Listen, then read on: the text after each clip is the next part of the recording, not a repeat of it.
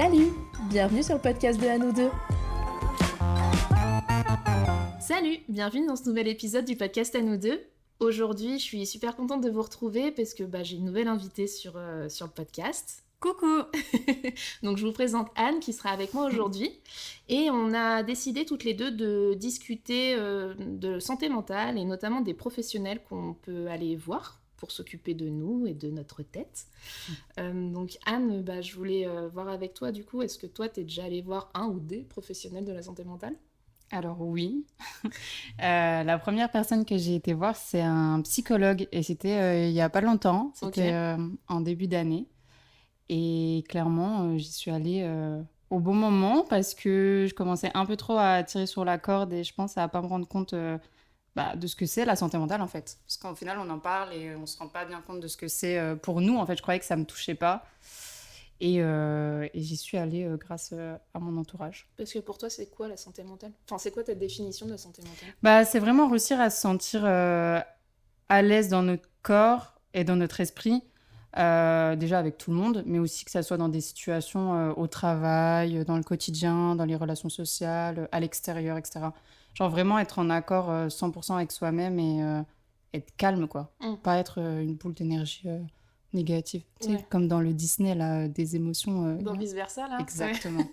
Exactement. Ouais, je vois très bien. Voilà. Et du coup, toi, t'es allée voir un psychologue. Enfin, un ou une psychologue. Une psychologue, oui. Une femme.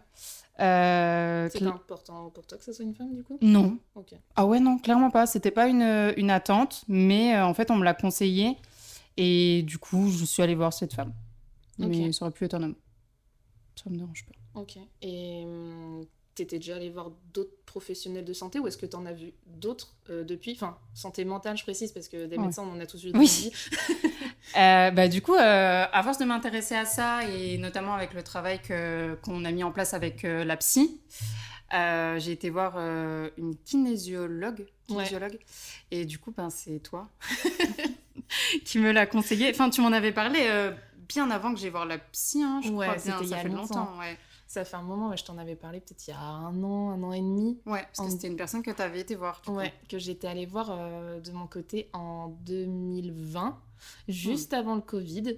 Ouais. Et genre, c'était une expérience qui avait changé ma vie, quoi. Une révélation. C'était une révélation. Alors, il y a peut-être des gens qui savent pas ce que c'est un ou une kinésiologue, ce qui n'est complètement différent d'un kiné, hein, ça n'a rien à voir. Oui, c'est vrai. Parce que moi, quand on m'avait parlé de la première fois de kinésiologue, j'étais en mode, mais j'ai pas mal au genou, tu vois, enfin, ça va, tout va bien.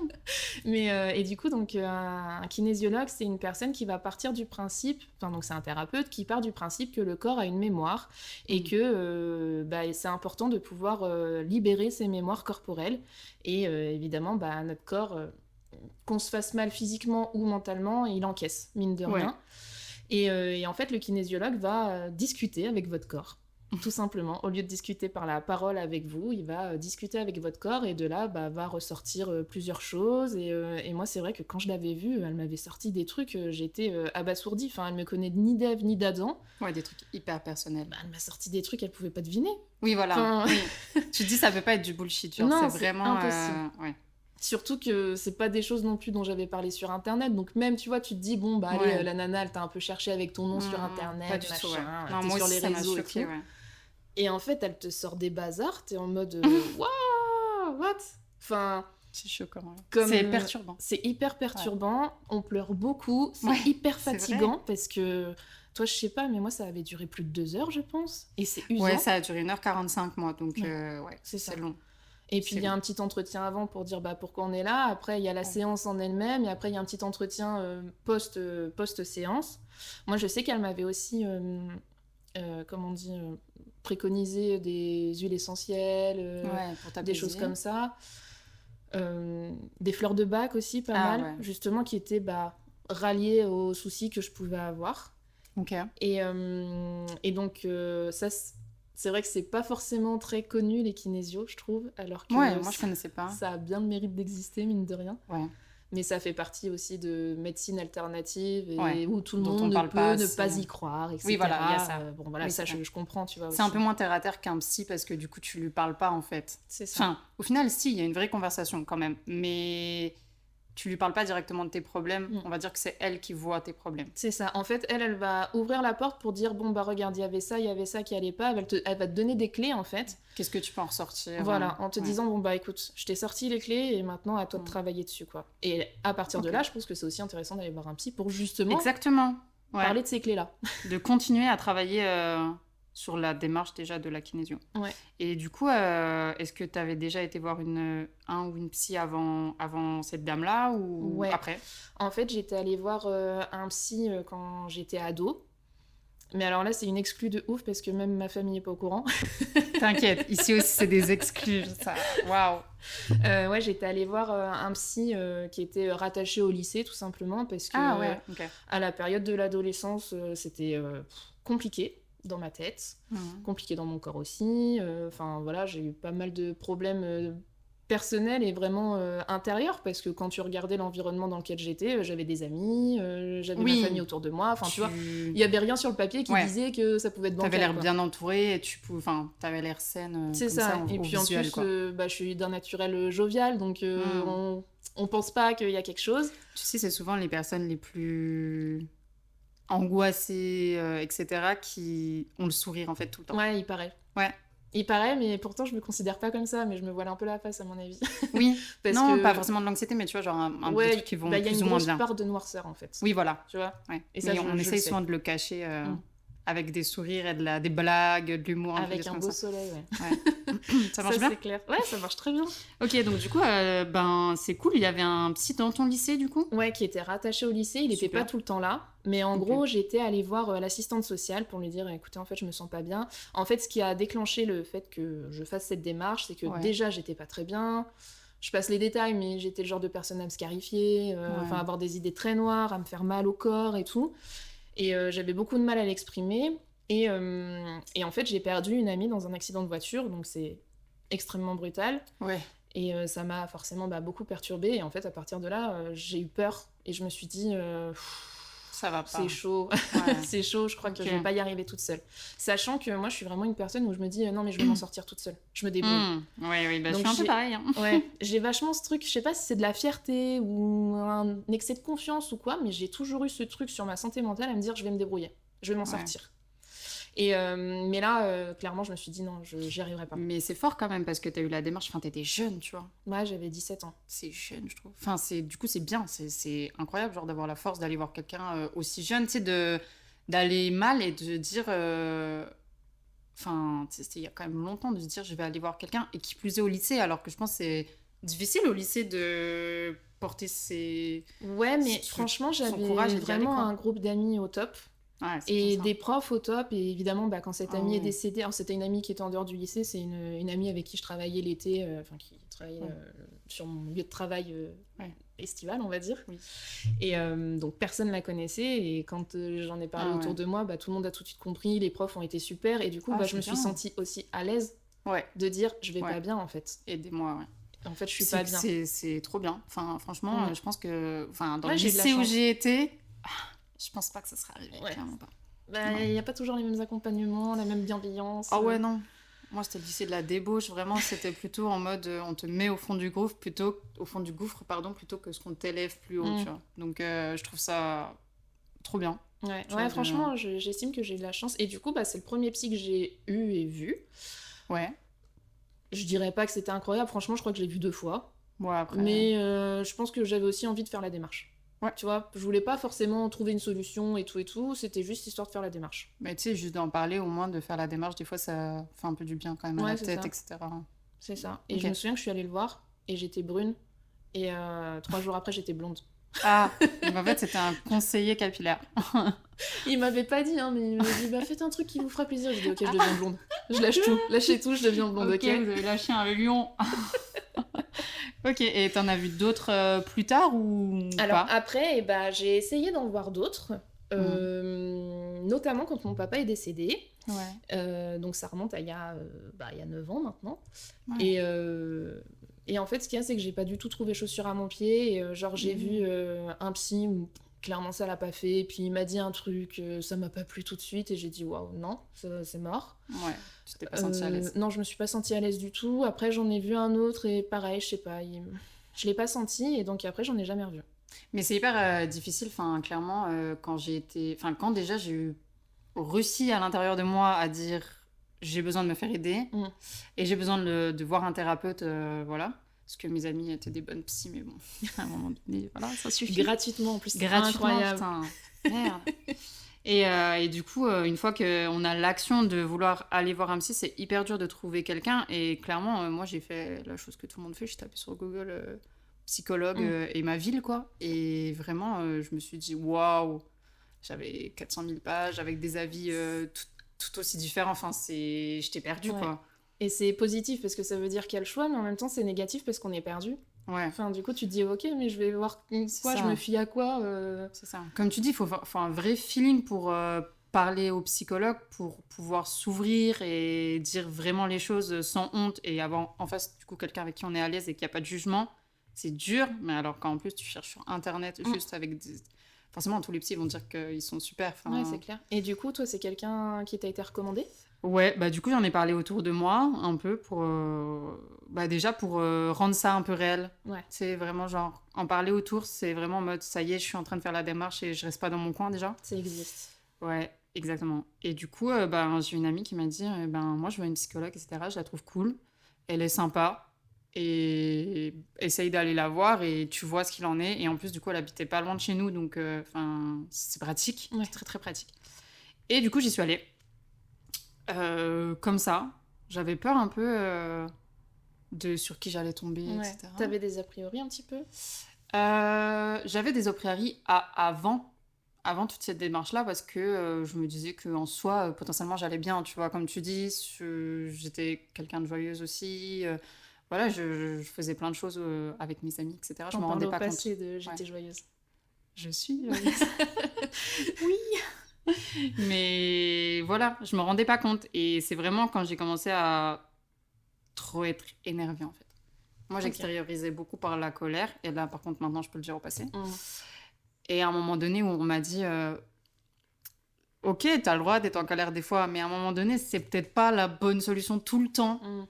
Et je me suis dit oui, mais je sais pas comment faire. On m'a jamais appris, en fait, à un peu exprimer mes sentiments. Et comme tu l'as dit... tout à l'heure par rapport au lycée, on t'a jamais... Enfin, tu vois, t'as ce truc en mode je vais m'en sortir toute seule. Et moi, on m'a appris à être indépendante. Genre, j'ai besoin de personne, je suis indépendante et je sais faire tout toute seule. Et donc, j'ai toujours été comme ça parce qu'on m'a appris à être comme ça. Et du coup, la santé mentale, ça va clairement dedans, tu vois. Et quand tu l'as dit, je me suis dit, ah ouais, moi aussi, tu vois. Mais est-ce que tes parents étaient comme ça ? Parce que moi, les miens étaient un petit peu comme ça, en mode, bah non, mais il faut se débrouiller dans la vie. Ouais, et du coup, je pense qu'on a eu la même éducation. Oui. Tu te débrouilles, en fait. Ouais.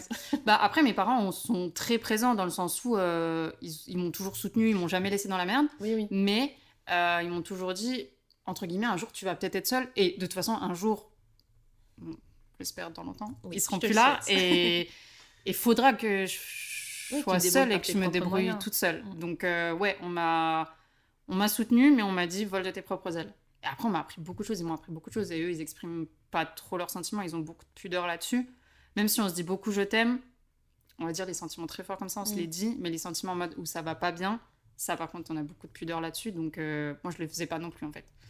Et c'est là où j'ai commencé à me rendre compte, en fait, grâce à mon entourage, que effectivement, j'utilisais pas les bons moyens pour m'exprimer. Ouais. Et donc, du coup, c'est cette amie-là qui m'a dit ça et j'y suis allée. Et la première séance, je m'en souviendrai tout le temps, je pense. J'ai pleuré pendant 1 heure. Mais je me souviens, t'étais sortie de la séance et tu m'as dit, je suis vidée, j'ai plus d'eau dans mon corps. Ah ouais, j'ai pas fait pipi pendant 3 jours.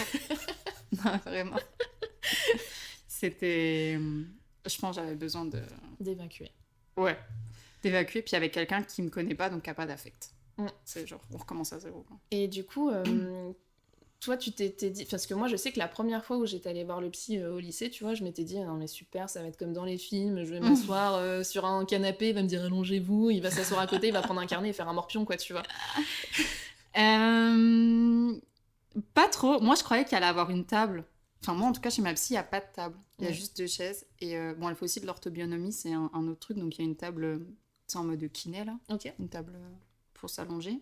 Mais par contre, on peut être sur un fauteuil, mais il n'y a pas de table entre nous. Et moi, je croyais qu'il allait avoir ce truc très formel de une personne, une table, une personne, et j'aime pas ça. Ouais, avec le bureau qui sépare, Ouais. genre ça fait figure d'autorité de ouf. Ouais, En exactement. mode coucou, je suis faible. Aidez-moi, s'il Aidez-moi. vous plaît. Non, et par contre, un truc cool, j'adore ça aussi, on enlève nos chaussures avant de rentrer dans la Ah, salle. ça c'est cool, ça met à l'aise. Et du coup, t'es chez toi. Enfin, t'es genre chez toi vraiment en mode... t'es tranquille, quoi. Donc ça, c'est... Enfin, je me sens tout le temps bien avec elle. Et depuis, j'ai repleuré quelques fois, mais jamais autant que la première. T'as tout vidé. Ouais. Bah, en fait, j'avais tellement de choses à dire, Ouais. tellement de choses que déjà 1 heure, c'était hyper court. Du coup, tu y vas régulièrement maintenant? J'y vais tous les 15 jours. Ok, ouais, c'est régulier. C'est régulier. De Ouais, ouf. quand même. C'est régulier, ça me fait du bien. Des fois, on a pas trop de trucs à se dire en mode... Des fois, on parle juste du quotidien, genre j'ai l'impression que c'est ma copine. Et des fois, on travaille sur des trucs vachement plus profonds. Et c'est ça qui est bien, c'est que des fois, quand j'ai pas trop envie de parler de trucs profonds, en mode, tu sais, t'as eu une grosse journée, des fois, t'as pas la force de faire tout ça. Juste, on discute de choses et d'autres, et on essaye d'avancer comme ça, mais doucement. Et je trouve ça cool parce que elle arrive autant à faire des séances très profondes, en mode, elle te remet en question, elle te pose des questions que t'as pas envie de te poser. Ouais. Mais c'est ça aussi, Genre ça vraiment. bouscule. Hein. Ah oui. Ah, par contre, ça bouscule de ouf, parce que bah, déjà, t'es obligé de remettre un peu en cause ton comportement, on va dire, Ouais, quand ton même. fonctionnement que Ouais, t'as ton depuis fonctionnement. toujours. Ouais. Clairement. Tu dois te remettre en question. Après, j'étais prête à me remettre en question, donc ça va. Et elle m'a donné des petits exercices aussi à faire au début, par exemple pour gérer ma colère et tout. Et je les ai faits et depuis ça marche, donc c'est bien. Ouais, tant mieux. Ça porte ses fruits. Oui, quand même. Je pense que si ça avait pas... Tu sais, genre, si j'étais toujours aussi énervée aujourd'hui, je pense que j'aurais changé.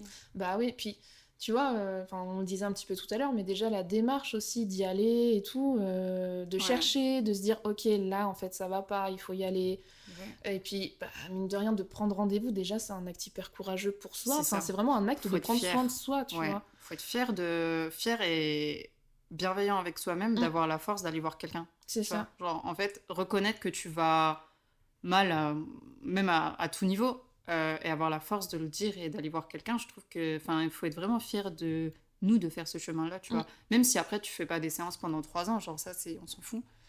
Mais c'est hyper courageux de faire ça. Je pense que déjà de faire la démarche de se dire là ça va pas et j'ai besoin d'aide, t'as déjà fait 50% du chemin. En vrai. Ouais. Oui, parce que t'acceptes. T'acceptes ta situation, t'acceptes que t'as besoin de quelqu'un et que... Et tu te rends compte aussi qu'il y a certaines choses après... c'est ça où moi je me suis rendu compte, c'est que bah, du coup j'avais beaucoup de choses dans mon corps. En plus avec la kinésio, ça a complété tout ça. Ouais. Et aussi de déterminer les choses qui te rendent moins bien justement dans ta santé mentale, tu vois. Parce que au moment où tu vas mal, tu te dis ok je vais mal, donc tu vas décortiquer tout ça et puis tu vas essayer un peu de t'apaiser et tout, donc c'est top. Mais aussi se rendre compte de qu'est-ce qui me rend aussi mal déprimée ou quoi.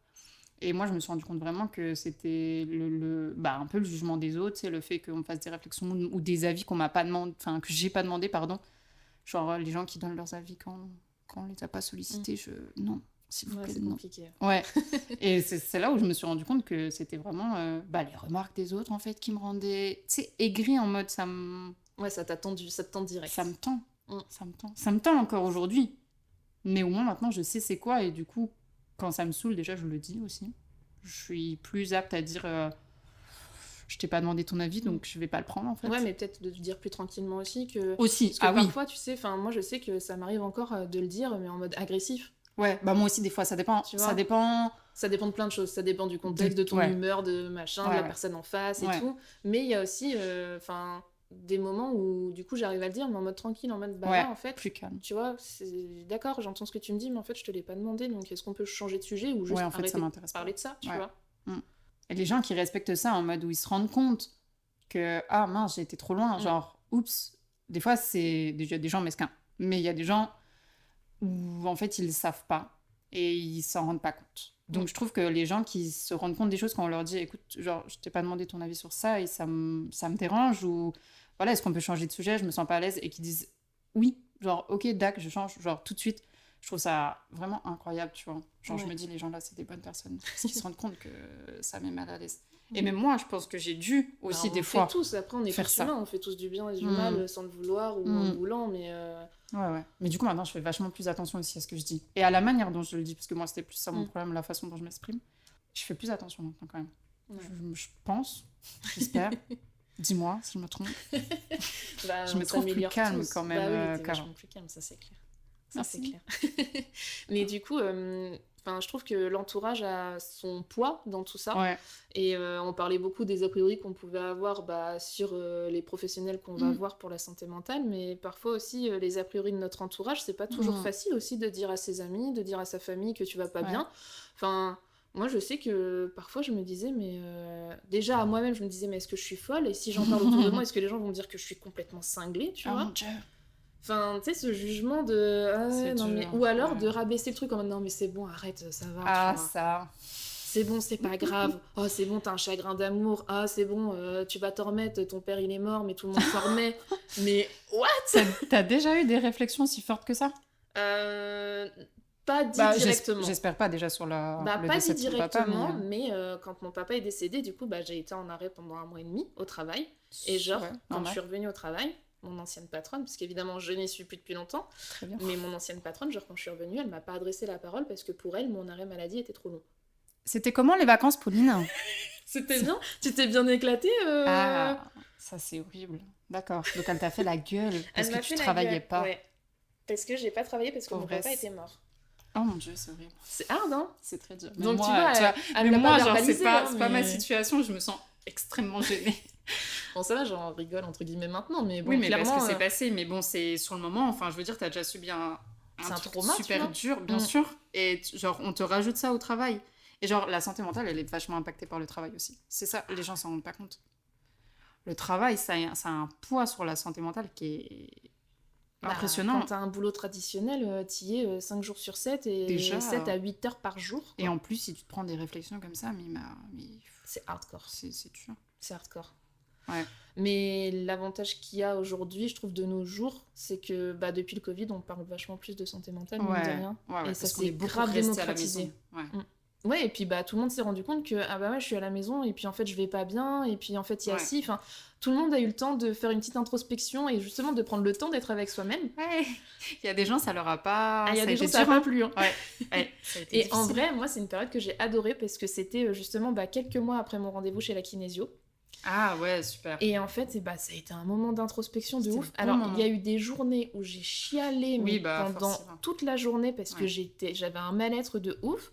Mais ce rendez-vous m'avait permis de me dire, attends, pourquoi est-ce que ça va pas en fait? Ouais, de te donner les clés pour savoir comment réfléchir. Ouais. Donc t'es arrivé à un moment où t'es retrouvée beaucoup J'étais démunie. seule, on va dire, pas avec des collègues, etc. Mais du coup, t'as eu beaucoup de temps pour bosser là-dessus. Ouais, c'est ça. Et puis, je vivais seule. Enfin, clairement, Ah ouais, moi, à j'ai l'époque, été 2 mois toute seule, Ah ouais. sans collègues, sans... J'avais... Ouais, donc t'étais vraiment avec toi-même, quoi. J'étais qu'avec mes 2 chats. Ouais, ça fait pas beaucoup. Et aujourd'hui, par contre, je le dis encore, c'était la meilleure période de ma life. Ah ouais. J'ai adoré c'est cette dingue, période. ça. J'ai D'accord. adoré d'être seule, de pas avoir de poids de la société, de pas avoir de poids de sociabiliser, Ah ouais. de avoir le temps de faire tout ce que j'avais envie dans ma vie, d'avoir le temps de lire, de Ok. regarder toutes les séries, tous les films, de dormir autant que je voulais. Moi, c'était ma best life. Bah franchement, tant mieux que tu l'aies vécu comme ça. Ah, je l'ai trop bien vécu. Pas du tout, moi. Mais tu sais quoi, ça rejoint vachement le fait que l'éducation. Et en fait, moi, j'ai vécu chez mes parents. Parce que j'habitais à Montpellier à l'époque et j'étais toute seule. Et en fait. Ah oui, mais toi, t'as vécu seule et après, t'es retournée en confinement chez tes parents. Mais en fait, j'ai pas eu le choix parce que j'ai pris l'avion. J'étais avec mon petit frère en fait à Montpellier. Et j'ai pris l'avion pour rentrer chez mes parents. Je suis arrivée chez mes parents avec 4 culottes, 2 paires de chaussettes. Et on m'a dit, vous restez là. Ah putain. Donc j'avais pas de voiture vu que je suis venue en avion. Ouais, donc t'étais vraiment bloquée. Les trains n'existaient plus. Ouais, les c'était avions fini. volaient plus. C'était Et fini. je n'avais pas de voiture. Enfin, ma voiture était dans le sud, en fait. Ouais, et puis pas de raison valable de sortir. Et puis pas de raison valable parce qu'en fait, ouais, moi, j'allais rentrer dans une école et donc, en fait, j'avais rien. Donc, je suis restée chez mes parents qui ont une grande maison et tout. Donc, franchement, à la base, ça devait être genre... Ouais, mais c'est parfois pas facile. du de coup, en fait, rentrer, hein. la cohabitation, c'était dur. Et justement, il y a beaucoup de choses qui m'ont frustrée, etc. Et j'exprimais tout par la colère. Donc, je me suis beaucoup engueulée avec mes parents, beaucoup trop d'ailleurs, avec mes parents, à cause de ça aussi. Donc, tu vois, je pense qu'aujourd'hui, ça serait différent. Mais en vrai, le Covid, ça a été ce que ça a été. C'est pas cool et tout ça, mais ça a vraiment été une libération ça a aidé, à ce niveau-là Ouais. où, dans les médias, on a commencé à parler de santé mentale, on a commencé à dire... à parler aussi de plus en plus de burn-out aussi, mine de rien. Ah c'est ouais, des choses qui c'est sont clair. rentrées en compte depuis ces ça fait peut-être 10 ans qu'on parle de burn-out et maintenant ça fait 3-4 ans qu'on parle de santé mentale de façon vachement plus libérée. Et je me dis aussi qu'on a eu cette chance-là, mine de rien, parce que l'époque de nos parents, de nos grands-parents, enfin ça n'existait pas, quoi. C'était pas le cas. C'est tu pleures, écoute, pleure un coup, tu pisseras moins, quoi. Ah ouais, c'était clairement rentre chez toi, pleure et tu reviens demain matin, t'es en forme. Tu te tais. Et puis c'est aussi le truc de t'arrives au travail, t'es pas bien, mais tu sais, tes problèmes, tu les laisses devant la porte et tu les récupères en partant. Le travail, c'est le travail. Il faut travailler. Il y a des trucs, c'est hard, quoi. Je pense aussi que nos parents nous ont inculqué, comme on disait, cette indépendance et cette force, parce qu'ils ont peut-être aussi vécu pas mal de choses qui ont fait qu'ils ne voulaient pas que nous, on sente, que ça se reproduise. Tu vois. Et ils ont dit, maintenant, vous allez être forte, parce que, de toute façon, la société ne va pas vous faire de cadeaux, donc, prenez tout, genre, blindez-vous, et vous allez réussir. Et au final, bon, on a réussi, mais on s'est remis un peu en question. Mais on a eu besoin d'aide. Ouais, on a eu besoin d'aide. On a eu besoin d'aide. Et après, il y a aussi que c'est pas toujours facile aussi d'aller chercher de l'aide parce que rien que l'aspect financier. Ah ouais. Enfin, tout à l'heure, tu vois, on parlait que c'était déjà pas facile de trouver un psy qui nous correspond, etc. Mais il faut aussi rappeler que ça coûte de l'argent et que c'est pas tout remboursé, quoi. Absolument pas. Il y a certaines mutuelles maintenant qui remboursent. Franchement, renseignez-vous sur ça parce qu'il y a des mutuelles qui remboursent des petites parties, etc. Ou alors, si c'est des étudiants... Il y a des psychologues qui sont liés donc soit au lycée ou même à la faculté. J'ai une amie qui allait voir une psychologue avec sa faculté et c'était gratuit du coup. Donc ça, il faut bien se renseigner. Mais c'est un privilège. Franchement, c'est un coût incroyable de prendre soin de sa santé mentale et je trouve ça dingue encore aujourd'hui, surtout avec certaines pathologies, que ça soit encore si cher. C'est clair. Et que même la Sécu, alors oui, la Sécu, elle fait déjà beaucoup de choses pour nous en France, hein, on crache pas dessus, hein, c'est pas ce que je dis, mais j'aimerais que ça rentre en compte qu'au moins, je sais pas, on puisse avoir 2 séances remboursées tous les 6 mois ou à l'année même, ça serait déjà ça, quoi. Enfin, moi, je vois avec ma mutuelle, elle prend en charge, il me semble, des psys, mais c'est à hauteur peut-être de 2 séances dans l'année, mais j'ai envie de dire, franchement, c'est déjà ça, quoi. Ouais, moi aussi, c'est un montant, en fait, je crois. Oui, voilà, c'est ça, c'est genre 120 € par an, un truc comme ça. Ouais. Ce qui est déjà pas mal, hein. Ce qui est déjà pas mal, ouais, c'est vrai. Mais ça encore, c'est des choses qui sont conventionnées chez nous et dans notre médecine. Mais comme on le disait tout à l'heure, il y a plein de médecines alternatives, dont la kinésio, mais il y a aussi la sophrologie, les énergéticiens, énergéticiennes. Il y a encore plein d'autres que je connais pas. Qui sont encore moins pris en charge. Qui sont pas du tout pris en charge. Franchement, ouais. Et pareil, c'est un coût. Et si c'est quelque chose qui correspond, c'est sûr que c'est quelque chose à mettre dans le budget mensuellement. Ouais, il faut le prévoir. C'est sûr que... Et se le permettre. Ouais. Là, moi, je travaille, donc j'ai un salaire. Si j'avais eu cette démarche-là il y a quelques années en étant étudiante, sans savoir qu'il y ait des psychologues, etc., franchement, j'aurais jamais pu. J'aurais jamais été. En fait, j'aurais été découragée, vraiment. Ouais, non, donc, c'est clair. c'est vraiment un truc à prendre en compte, le coup. C'est un vrai privilège de prendre soin de sa santé mentale. C'est clair. Mais en tout cas, faites-le parce que, mine de rien, c'est hyper important. Comme on le disait tout à l'heure, il y a plein de choses qui peuvent être accessibles financièrement. Oui. Et il suffit tout simplement de se renseigner. Même si je dis tout simplement, c'est pas que je rabaisse le truc, mais voilà, si vous avez besoin, prenez le temps de le faire. Oui. C'est important, c'est prendre soin de vous et... Soyez bienveillant avec vous-même. Ouais. Et entourez-vous de gens bienveillants également. Oui, l'entourage est très important. Je pense qu'on va du coup clôturer là-dessus. Oui. En tout cas, Anne, encore merci d'avoir partagé tout ça. De rien, merci de m'avoir invitée. J'espère que tu reviendras. Oui, avec grand plaisir. En tout cas, de votre côté, n'hésitez pas à venir discuter du sujet, soit en commentaire sur YouTube, soit en commentaire sur Instagram, voire même en DM, si vous voulez que ça reste privé. Je serais super contente d'avoir votre avis, voir ce que vous avez pensé de cet épisode, et voir aussi, vous, est-ce que vous êtes déjà allé voir des professionnels pour votre santé mentale, sans forcément rentrer dans les détails de me raconter votre vie, mais peut-être qu'on a parlé de thérapeutes que vous connaissez. Et même si vous avez d'autres thérapeutes dont je ne connais pas le métier et l'existence, je serais super intéressée d'avoir d'autres profils. Je vous dis à bientôt. Merci d'avoir partagé ce moment avec nous. Si cet épisode vous a plu, n'hésitez pas à en parler autour de vous et sur les réseaux sociaux. Et pour rappel, le podcast à nous deux, c'est un mardi sur 2.